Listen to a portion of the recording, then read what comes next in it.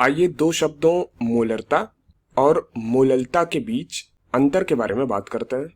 और वाकई में जब लोग इन दोनों शब्दों का उच्चारण जल्दी जल्दी करते हैं तो इनमें अंतर करना मुश्किल हो जाता है। ये समझना मुश्किल हो जाता है कि उन्होंने कहा क्या है, मोलरता कहा है या फिर मोललता कहा है। तो जब इनका नाम लिया जाए तो ध्यान रहे कि आप इन्हें ध्यान से सुने। वास्तव में इनके बीच में दो छोटे अंतर हैं जिनके बारे में हम अभी बात करेंगे। तो आइए मोलरता से शुरुआत करते हैं। मोलरता ये वास्तव में 1 लीटर विलयन में किसी चीज या किसी कण के मोलों की संख्या के बारे में बात करता है। तो अंश में मोलों की संख्या है और हर में विलयन का 1 लीटर है। तो 1 लीटर विलयन में किसी चीज के मोलों की संख्या उस चीज की मोलरता है।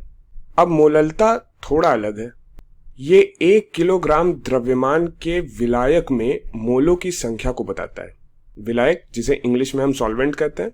ध्यान रहे दोनों में अंश समान है, अंश में मोलों की संख्या है। लेकिन यदि हर को देखें, डिनोमिनेटर को देखें, तो मोलरता में 1 लीटर विलयन है, यानी कि यहां विलयन के आयतन की बात हो रही है। और मोललता में 1 किलोग्राम विलायक है, यानी कि यहां विलायक के द्रव्यमान की बात हो रही है। तो दोनों में अंश समान है परंतु हर अलग अलग है। तो चलिए मैं एक उदाहरण देकर बताता हूं कि यह कैसा दिख सकता है। मान लीजिए कि हमारे पास यहाँ एक विलयन है, एक सॉल्यूशन है हमारे पास, और मान लीजिए कि इसमें अभी पानी भरा है। अब मान लीजिए कि इसमें हम कुछ यूरिया के कण डालते हैं जिसे हमने गुलाबी रंग से दिखाया है। यहाँ हमने यूरिया के कुछ ही अणुओं को दिखाया है, लेकिन यहाँ 1 मोल यूरिया है। जब भी मैं किसी चीज का 1 मोल कहता हूं तो उसका मतलब है कि उस चीज के अणुओं की संख्या 6.02 गुणे 10 की घात 23 है। तो यहाँ पर यूरिया के 6.02 गुणे 10 की घात 23 अणु हैं। तो इसे लिख लेते हैं। 1 मोल यहाँ पे यूरिया है, तो इसका मतलब हुआ इसमें 6.02 गुणे 10 की घात 23 इतनी संख्या में यूरिया के अणुओं की संख्या है यहाँ पे।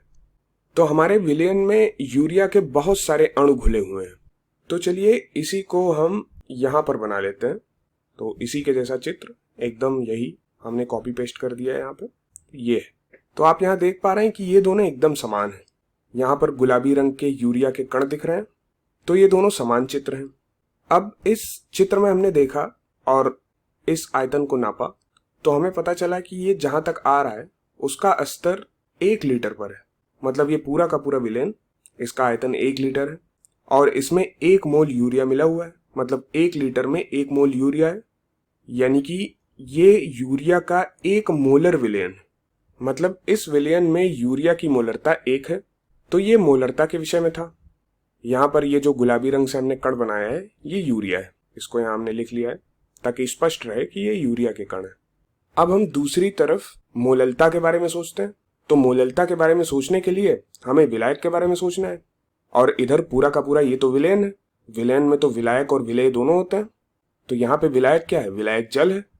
तो हम नहीं चाहते कि यहाँ पर यूरिया के कण हो, तो हम यूरिया के कण को हटा देते हैं ताकि हमें सिर्फ विलायक दिखे जो कि जल है। तो यहाँ पर हमने यूरिया के कण को हटा दिया। अब जो आपको दिख रहा है वो सिर्फ विलायक है, यानी कि सिर्फ जल बचा हुआ दिख रहा है।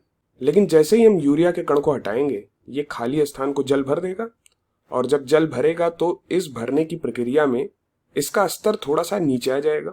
जो लेवल था वो पहले जैसा नहीं रहेगा, उससे थोड़ा कम हो जाएगा। और मान लेते हैं कि इस लेवल को हम नापते हैं, इस स्तर को हम नापते हैं, तो ये 1 लीटर से थोड़ा सा कम होगा। तो मान लेते हैं कि ये 0.99 लीटर के बराबर है। इसका जो स्तर है, लेवल है, वो 0.99 लीटर पर है।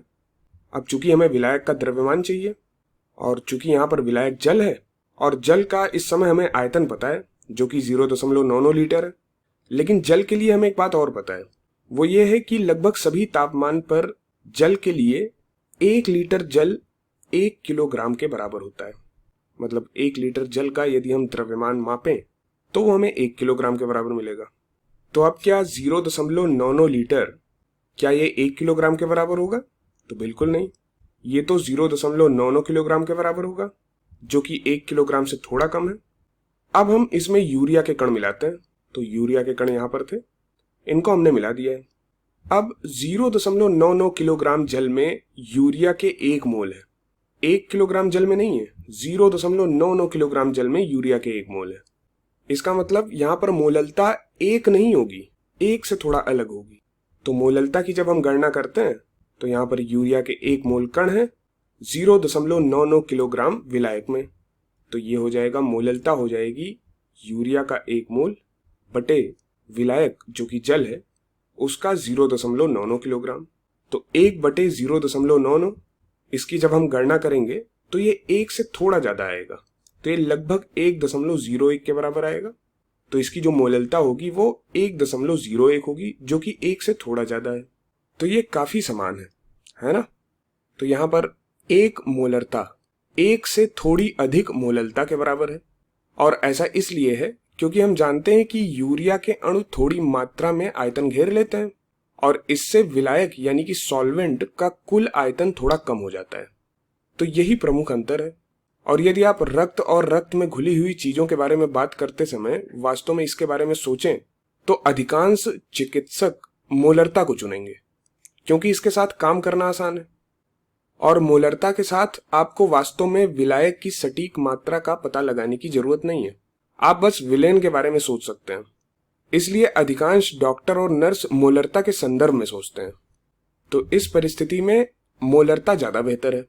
लेकिन अधिकांश समय जब आप प्रयोगशाला में काम कर रहे होते हैं और यदि मापन अधिक सटीकता से किया जा सकता है तो लोग चीजों को मोललता के पदों में भी सोचते हैं।